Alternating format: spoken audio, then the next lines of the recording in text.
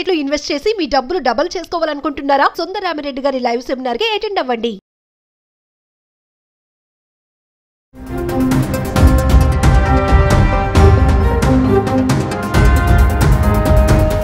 నమస్తే, welcome back to Suman TV. Present మనతో పాటు ఉన్నారు TEDx speaker, legendary award winner in real estate, realtor oxygen founder and CEO doctor Nandi Rameshwar Rao గారు. నమస్తే sir. Sir, Hyderabad లో రియల్ ఎస్టేట్ లో మరి రికార్డ్ బద్దలు కొట్టిందని చెప్పుకోవాలి. మరి రాయదుర్గం న్యూస్ మీరు ఫాలో అయ్యే ఉంటారు ఆల్రెడీ. హైదరాబాద్ లో ఎకరం 177 కోట్లు పలుకుతుంది. మరి ఒక్కసారి వివరాల్లోకి వెళ్తే, మరి ప్రెసెంట్ రియల్ ఎస్టేట్లో వర్క్ చేసే వాళ్ళకే కానీ, మరి ప్లాట్స్ తీసుకోవాలనుకునే వాళ్ళకే కానీ ఇది గుడ్ న్యూస్ అనే చెప్పుకోవచ్చు అంటారా? ఇటు గోల్డ్ సిల్వర్తో పాటు రియల్ ఎస్టేట్ కూడా రాణించాలనే ధ్యేయం పెట్టుకుంది. ఎందుకంటే కిసిసే కమ్ నహీ. సో రియల్ ఎస్టేట్లో పెరగడం వల్ల కొన్న వాళ్ళు ఇబ్బంది పడతారు, అమ్ముకునే వాళ్ళు హ్యాపీగా ఉంటారు. కానీ ఇవాళ కొన్న వాళ్ళు 10 years తర్వాత అమ్మే వాళ్ళు అయిపోతారు.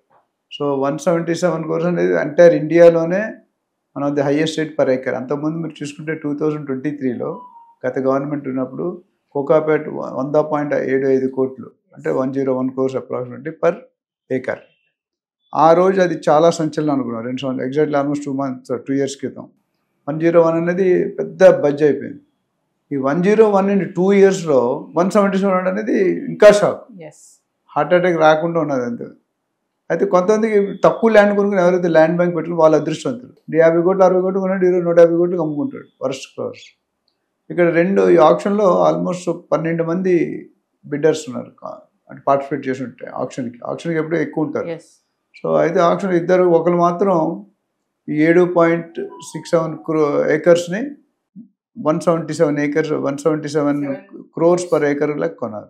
రెండోది 11 acresది 141.5 crores పర్ ఏకర్. రెండూ పెద్ద రేట్లే. అంటే దీన్ని బట్టి ఏమవుతుందంటే, ఎక్కడైతే ఈ రాయదుర్గం నాలెడ్జ్ సిటీ ఉందో అక్కడ చుట్టుపక్కల 5-10 kilometers వరకు రేట్లు పెరిగిపోతాయి. ఇంత పెరగకపోయినా 177 బదులు 130, 140, ఆల్రెడీ 170, 140 పెంచి, అంటే 100 కోట్లు తక్కువ అక్కడ ఎకరం దొరకదు. ఎక్కడ 110, 120, 130 చుట్టుపక్కల ఆటోమేటిక్ గవర్నమెంట్ పెంచిందంటే చుట్టుపక్కల 10 kilometers పెరిగిపోతుంది. శంషాబాద్ ఎయిర్పోర్ట్ రాగానే మొత్తం పెరిగిపోయింది. అక్కడ ఇన్ఫోసిస్ పోచారం రాగానే మొత్తం పెరిగిపోయింది. ఎక్కడైతే వచ్చే 4 seat వస్తుంటే ఇప్పుడు అక్కడ పెరిగిపోయింది. సో రియల్ ఎస్టేట్ మంచిదే, కానీ ఇది ఎంతవరకు విత్స్టాండ్ అవుతుంది? లాస్ట్ టైం 101 crores వచ్చినప్పుడు ఆ నలుగురు 5 బిడ్ చేశారు. వాళ్ళు ముందుకు వెళ్ళలేదు అనేది ఒక అపోహ ఉంది. కొంతమంది వెళ్ళారు, కొంతమంది డ్రాప్ అయ్యారని. సో ఈ రేట్ అనేది డెఫినెట్గా తాత్కాలికంగా ఉన్న హైప్ అనేది కనిపిస్తుంది. కొద్దిగా ఆర్టిఫిషియల్ హైప్ అనేది ఉన్నట్టు అనిపిస్తుంది మాకు క్లారిటీగా. మేబీ నెక్స్ట్ 6 months అనేది ఈ ప్రైస్ సస్టైన్ అవుతుందా, కొనేవాడు కొంటున్నాడా? ఎందుకంటే కొన్నవాడు రియల్ ఎస్టేట్ డెవలపర్ కొనలే, ఫార్మా కంపెనీ వాడు కొన్నాడు. ఎంఎస్ఎన్ ఫార్మా వాడు ఎంఎస్ఎన్ రియాలిటీకి వచ్చాడు. సో ఫార్మా వింగ్ వేరే వింగ్ నుండి వచ్చి రియల్ ఎస్టేట్ డెవలపర్స్ కంటే ఎక్కువ రేట్ ఇచ్చిన it's not a joke. Aurobindo pharma already Aurobindo రియాలిటీని గచ్చిబౌలిలో ఫైనాన్షియల్ డిస్ట్రిక్ట్ కడుతున్నారు. సో దీన్ని బట్టి చూసుకుంటే మన ఇండియాలో, తెలంగాణలో, హైదరాబాద్లో ఎంత పొటెన్షియల్ ఉంది రియల్ ఎస్టేట్ అనేది క్లియర్గా కనపడుతుంది. సో ఫ్యూచర్లో నేను ప్రతి వీడియోలో మనం చెప్తున్నాం, ప్రతి ఫ్యామిలీకి ఒక 100-200 గజాల ప్లాటు, ఒక 1/2 kg, 1/4 kg గోల్డ్, ఒక 1/4 kg సిల్వర్, 1/2 kg సిల్వర్. ఎందుకంటే ఎమర్జెన్సీలో మీరు ప్రాపర్టీ అమ్ముకోలేరు, స్టాక్ మార్కెట్ని బిలీవ్ చేయలేరు. మిగిలిందల్లా ఇమీడియట్ క్యాషబుల్ అంటే mutual funds, NPS, gold store అవన్నీ కూడా వర్కౌట్ కాదు. కానీ ఇక్కడికి వచ్చేసరికి మీకు ఇమీడియట్ లిక్విడేట్, అంటే ఇవాళ ఇస్తే సెకండ్లో మీకు డబ్బులు వచ్చేస్తాయి. ఎమర్జెన్సీ, ఇప్పుడు కూతురు పెళ్ళి అవ్వచ్చు, కొడుకు ఇంజనీరింగ్ సీట్ అవ్వచ్చు, లేదా రకరకాలు. సో దానివల్ల ఈ రియల్ ఎస్టేట్ పెరగడం అంత మంచిగా అనిపించలేదు. ఎందుకంటే సామాన్యుడికి దూరం అయిపోతుంది, కొనుక్కోవడం అనేది పెద్ద భారం అయిపోతుంది. ఇటు గోల్డ్ కానీ, అటు సిల్వర్ కానీ, ఇటు రియల్ ఎస్టేట్ కానీ. సో దిస్ ఈజ్ ఒక విధంగా 2 sides ఆఫ్ ద కాయిన్. ఒక విధంగా చూస్తే వరల్డ్లోనే మనకి ప్రత్యేకత వచ్చేస్తుంది. నాట్ ఓన్లీ ఇన్ ఇండియాలో ఆల్రెడీ వచ్చేసింది హైదరాబాద్ రియల్ ఎస్టేట్ అంటే. కానీ గొప్పతనం అంటే ఇప్పటికీ Hyderabad real estate cheaper. Entire కంట్రీలో చూసుకుంటే మనదే చీపర్. బెంగళూరు, చెన్నై, ఢిల్లీ, ముంబైలో చూసుకుంటే ఇట్ ఈస్ డిఫరెంట్. కానీ ఇక్కడున్న లోకల్ ప్రైస్ మాత్రం ఎక్కువ అనిపిస్తుంది.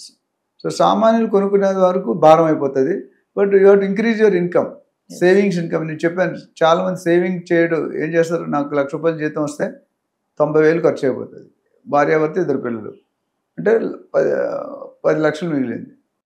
సారీ 10,000 మిగిలింది. ఈ 10,000 ఎప్పుడు నేనేమంటే 30 to 35% సేవ్ చేయాలి. ఫస్ట్ సేవ్ చేసే అమౌంట్ తీసేసి రిమైనింగ్ 60-65 మీ ఖర్చులు అడ్జస్ట్ చేసుకుంటే డెఫినెట్గా 10 years మీరు నెలకి ఇప్పుడు 35,000 చేసి అనుకోండి, 10 సంవత్సరాలకి ఎంత, ఒక సంవత్సరానికి 3-4 లక్షలు, 10 సంవత్సరాలకి 40 లక్షలు, ఇంకో 60 లక్షలు 70 లక్షలు మీరు లోన్ కొనుక్కోండి. మీరు సేవ్ చేసుకుంటూ పోతే ఏముండదు.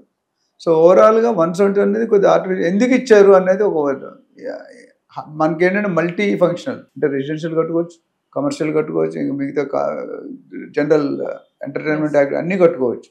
వేరే ఇక్కడ బంజారా హిల్స్ మనం 4 లక్షలు 3 లక్షలు పెట్టుకుంటే G+2, కమర్షియల్ అయితే G+4. సో అక్కడ high rise multi purpose multi floors. So దీనివల్ల డెఫినెట్గా పర్ స్క్వేర్ ఫీట్ కాస్ట్ అనేది పెరిగిపోతుంది బయ్యర్కి. ఇప్పుడు కోకాపేటలో 15,000 తక్కువ, 10,000 అయితే లేదు, 15,000 16,000 చెప్తున్నారు. ఈ రేటు పెట్టుకుంటే వాళ్ళు 35,000-40,000 చెప్పాలి. 15,000కి 20,000కి ఇవ్వలేరు, ఎందుకంటే బిల్డర్ కూడా ల్యాండ్ కాస్ట్. దీనివల్ల అన్నిటికంటే బెనిఫిట్ అయింది ఎవరికి తెలుసా, చెప్పండి. దీని అన్నిటికంటే బెనిఫిట్ అయింది గవర్నమెంట్. ఎందుకంటే బేస్ రేట్ 177 కోట్లు, approval rates, development charges, taxation, stamp ఇవన్నీ కొన్ని వేల కోట్లు, ఆల్మోస్ట్ 75% పెరిగిపోయినట్టే. ఇప్పుడు వచ్చిన ఇన్కమ్కి 75% పెరిగింది. సో ఫస్ట్ బెనిఫిట్ ఎవరికంటే గవర్నమెంట్. అన్ని విధాలుగా బేస్ వాల్యూ పెంచుతుంది, స్టాంప్ డ్యూటీ, డెవలప్మెంట్ ఛార్జెస్, ప్రతి దాంట్లో కూడా డబ్బులు వస్తాయి కదా.